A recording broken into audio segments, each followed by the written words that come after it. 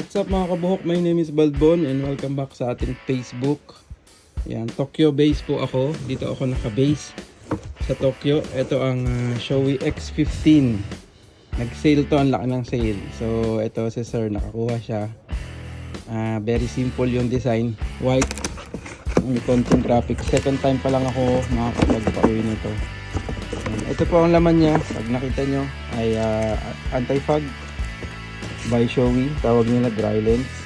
Ayan.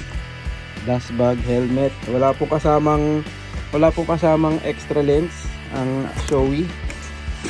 At saka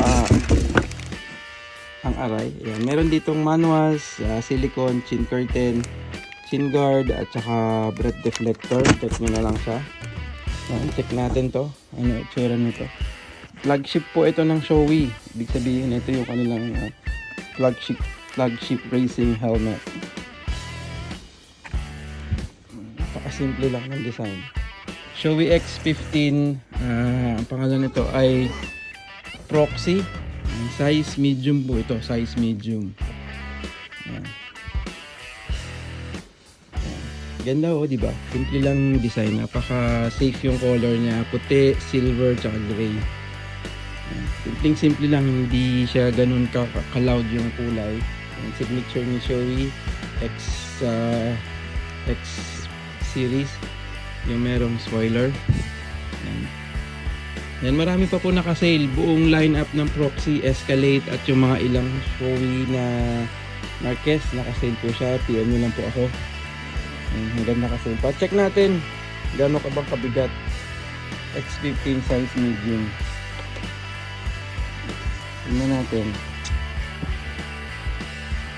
Size medium. Ilang sukat? 1.5 kilograms. Yung pong sa A8 kanina sinukat ko nasa 1.4. So hindi sila nakakalayo ng bigat. Nagagaangan na ako dun sa Shoei sa A8. What's more, ito pa. X15 racing helmet. Yan, ito yung ginagamit ni Marquez or yung mga racing na yung mga GP riders na under Shoei. Itong model na to. Yun, pogi-pogi.